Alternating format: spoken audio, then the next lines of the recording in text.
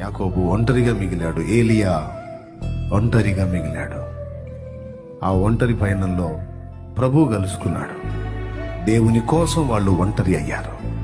నీవు తప్ప నాకు దిక్కు లేదు. ఏ చెప్తావో నువ్వు చెప్పు, ఏ సమాధానం ఇస్తావో నువ్వివ్వు. ఎదిరించాను, కొన్ని విషయాల్లో మొండిగా ప్రవర్తించాను, మూర్ఖంగా వ్యవహరించాను. తెలుసు ఇది చెయ్యకూడదని, తెలుసు అది మానేయాలని, తెలుసు అలా ఉండకూడదని. కానీ తెలిసి కొన్నిసార్లు కొన్ని విషయాల్లో, కొన్ని అలవాట్లలో, కొన్ని వ్యవహారాల్లో, కొన్ని పొరపాట్లలో, కొన్ని పాపాలలో నేను గెలిచి నిన్ను ఓడిపోయేటట్టు చేశాను. దేవా నన్ను క్షమించు. నీ ఎదుట నేను కంప్లీట్గా ఓడిపోవాలి దేవా. నీ ఎదుట నేను కంప్లీట్గా ఓడిపోవాలి. నన్ను నువ్వు అన్ని విషయాల్లో గెలువయ్యా. నన్ను నువ్వు అన్ని విషయాల్లో గెలువు దేవా. నన్ను గెలువు.